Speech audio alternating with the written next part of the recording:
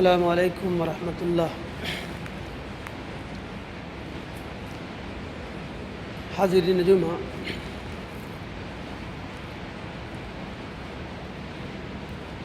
پچھلے کئی خطبات سے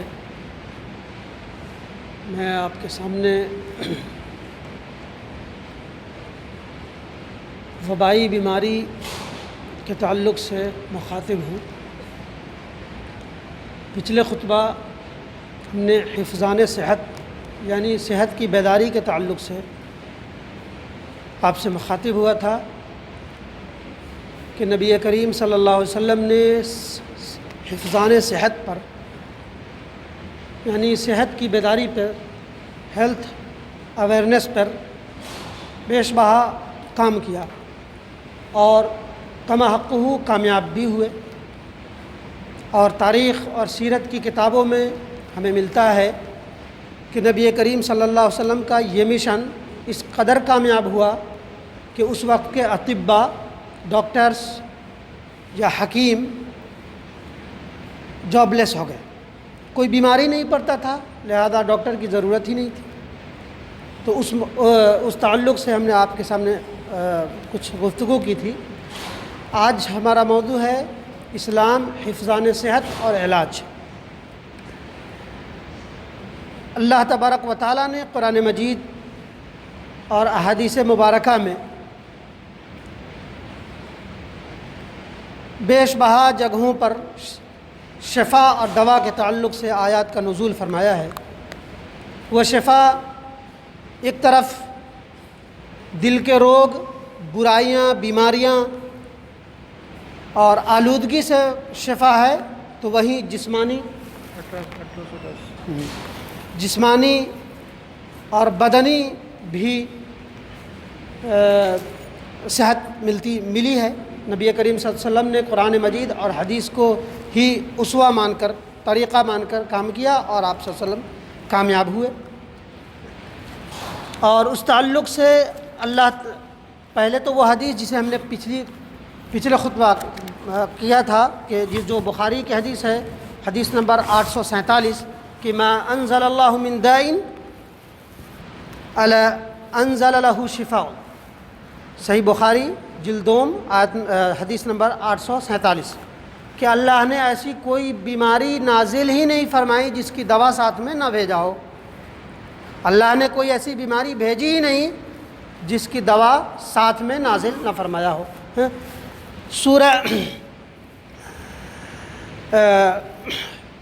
سورہ یونس کی آیت نمبر 57 ہے، یا ایھا الناس قد جاءتکم موعظۃ من ربکم وشفاء لما فی الصدور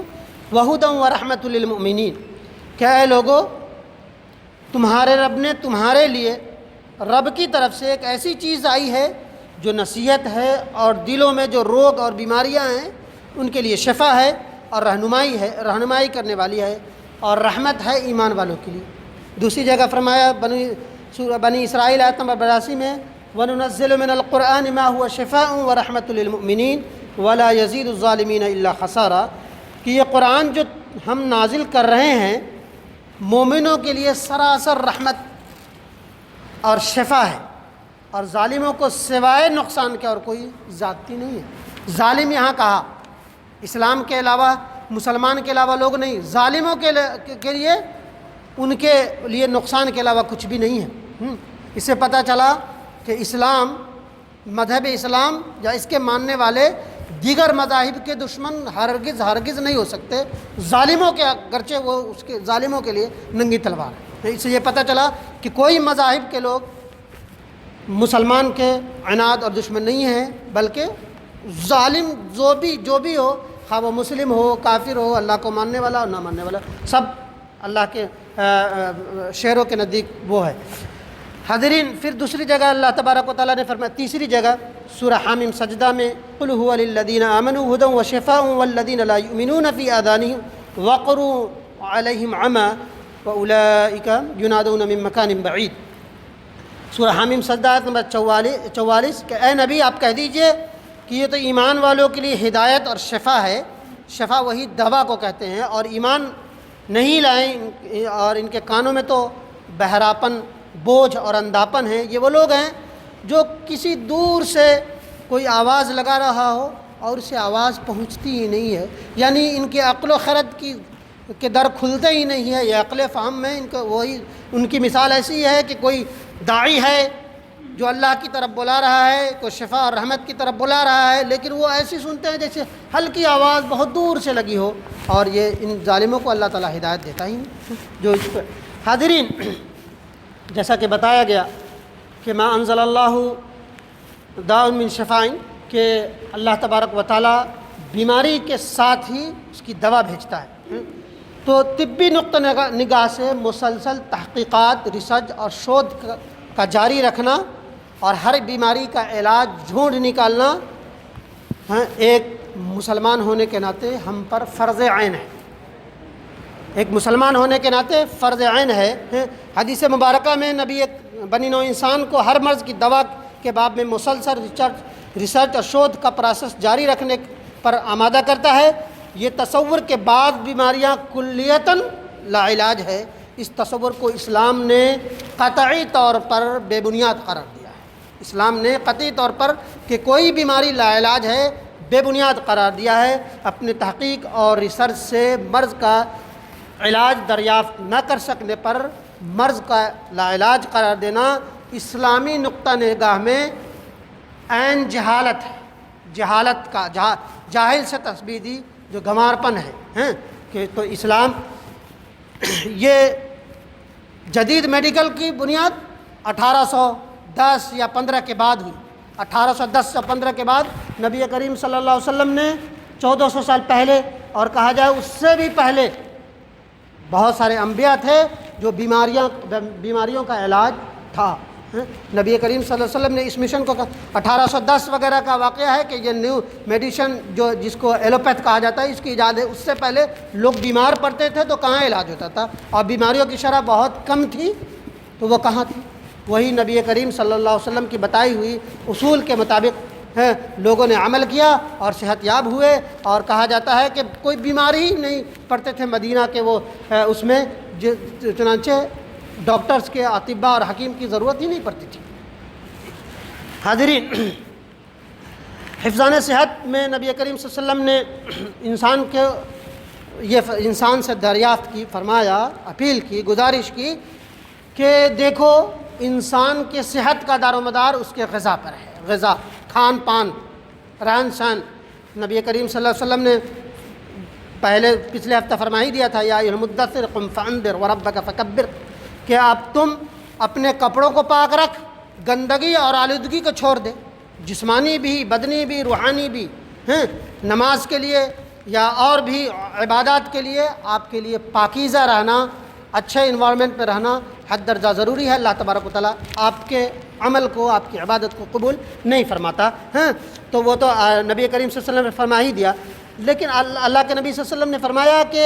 انسان کے کھان پان کا اس کے صحت سے حد درجہ ضروری۔ نبی کریم صلی اللہ علیہ وسلم نے کھانے کے تعلق سے فرمایا کہ انسان کھانے میں اتنا کھائے کہ اس کی کمر سیدھی رہ سکے، انسان اتنا کھائے کہ اس کی کمر سیدھی رکھے، اور اگر زیادہ ہی کھانا ہے تو 1/3 کھانے کے لیے، 1/3 پانے کے لیے، اور پانی کے لیے، اور 1/3 سانس لینے کے لیے باقی رکھے، خالی رکھے، ایسا نہ ہو کہ بھر کے کھا لے۔ اور نبی کریم صلی اللہ علیہ وسلم نے ایک اندیشہ ظاہر کی، فرمایا کہ میں اپنی امت پر سب سے زیادہ جس بات کے لیے اندیشہ میں ہوں، خطرہ لاحق محسوس کرتا ہوں، وہ یہ ہے کہ ہماری امت کے لوگ بسیار خوری، زیادہ کھانا، نیند کی زیادتی اور کاہلی اور ضعیف الاعتقادی کا شکار ہوں گے۔ زیادہ کھانا،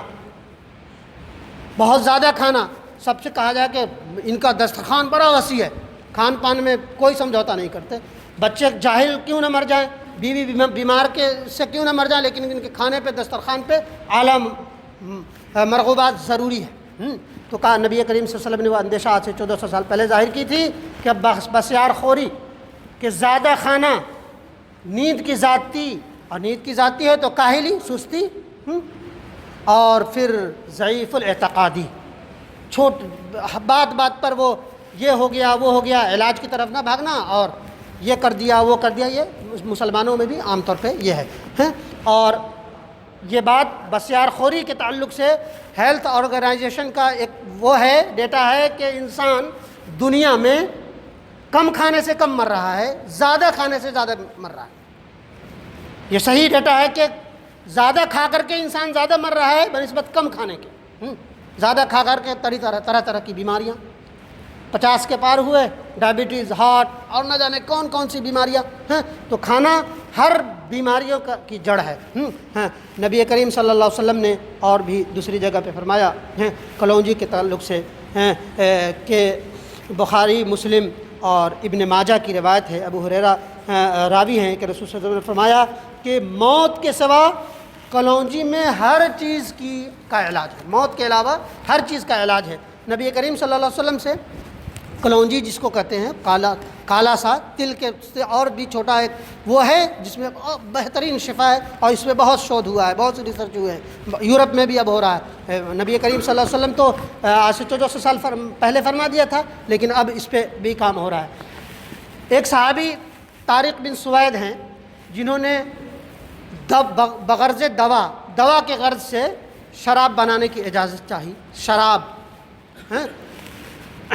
بنانے کی اجازت چاہی تو نبی کریم صلی اللہ علیہ وسلم نے یہ کہتے ہوئے منع فرما دیا کہ یہ دوا نہیں، یہ بیماری ہے، یہ دوا نہیں، یہ بیماری ہے، عین سراسر بیماری ہے۔ اور ترقی سمیت دنیا کے مختلف حصوں میں شراب اور دیگر نشہ آور اشیاء کے بارے میں کانفرنسیں منعقد ہو چکی ہیں، جن میں تمام اہل علم اور اسکالرس کا متفقہ رائے ہے کہ شراب کا ایک قطرہ بھی انسان کے جسم اور روح کے لیے نقصان دہ ہے، اور انسانی بدن میں مختلف قسم کی خرابیوں کی باعث بنتی ہے۔ شراب کا ایک قطرہ بھی، الحمدللہ اللہ کے نبی صلی اللہ علیہ وسلم نے اسے ام الخبائث قرار دیا، شراب کو ہر برائیوں کی جڑ، ہر بیماریوں کی جڑ فرما دیا، اور یہ کہتے ہوئے انہیں اجازت نہیں دی کہ دوا کے غرض سے ہم بنانا چاہتے ہیں۔ طارق بن سوید کو کہا کہ نہیں، ہرگز نہیں، اس میں عین بیماری ہے، اس میں علاج ہو ہی نہیں سکتا۔ اور آج اس پہ کانفرنسز ہو رہی ہیں، اسکالرس کی رائے بن رہی ہے کہ ایک قطرہ بھی انسان کے جسم، روح اور بدن کے لیے خطرناک ہے اور مختلف بیماریوں کا وہ بنتا ہے۔ نبی کریم صلی اللہ علیہ وسلم نے فرمایا باللبن البقری فإنها شفاء وسمنها دواء ولحمها داء۔ یہ زاد المعاد کی روایت ہے۔ گائے کے دودھ اور گھی کے تعلق سے نبی کریم صلی اللہ علیہ وسلم، تم گائے کا دودھ استعمال کرنا لازم پکڑ لو، تم گائے کا دودھ استعمال کرنا لازم پکڑ لو، اس لیے کہ دودھ اس میں شفا ہے، دودھ میں شفا ہے، گھی میں دوا ہے اور گوشت میں روگ ہے۔ گھی میں دوا ہے، دودھ میں شفا ہے اور گوشت میں روگ ہے۔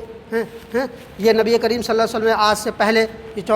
چوکنا کر دیا صحت کے علامت، حفظان صحت گرچہ جائز ہے، لیکن فرما دیا کہ اس کا گوشت حد درجہ انسان کے جسم کے لیے نقصان دہ ہے، اور یہ ہر بیماری میں ڈاکٹر فوراً یہ منع کرتا ہے ریڈ میٹ بالکل چھوڑ دیجیے، ہارٹ والے تو بالکل ہی نہ کھائیں۔ اور بقرہ بھی، بقرہ جو چھوٹی کاف سے ہے اور بقرہ جو گائے بڑی کاف سے ہے، دونوں بالخصوص یہ گائے کا گوشت انسان کے لیے روگ کا حامل قرار دیا ہے۔ بہرحال جائز ہے، اس پہ ہم مفتی نہیں کہ ہم فتویٰ دے سکیں، لہذا نبی کریم صلی اللہ علیہ وسلم نے اس مشن پہ بہت زیادہ کام کیا اور الحمدللہ کامیاب رہے۔ اور جیسا کہ یہ فرمایا گیا قرآن مجید میں 3 آیت بتائی گئی کہ قرآن سراسر شفا ہے،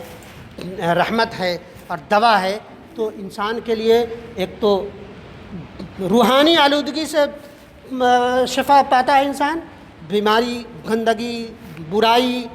حرام کھانا، حرام سوچنا، اس کا علاج تو ہے ہی، اور جسمانی بھی علاج کا ذریعہ قرآن مجید ہے، جس کے لیے ہمیں اور بہت زیادہ کہنے کی گنجائش نہیں۔ اس بات کے لیے یہ کافی ہے کہ 1810 میں جدید میڈیسن کی ایجاد ہوئی، اس سے پہلے بھی لوگ بیمار پڑتے تھے اور بہت کم بیمار پڑتے تھے، تو وہ کہاں سے وہ علاج ہوتا تھا۔ اور یہ بھی کہا جاتا ہے کہ 16ویں صدی میں جب دنیا جہالت کے اندھیری میں تاماکٹویا مار رہی تھی، اس وقت بو علی سینا اور ابن فرناس وغیرہ جو تھے وہ کیا کہتے ہیں پلین کی ڈیزائن تیار کر رہے تھے،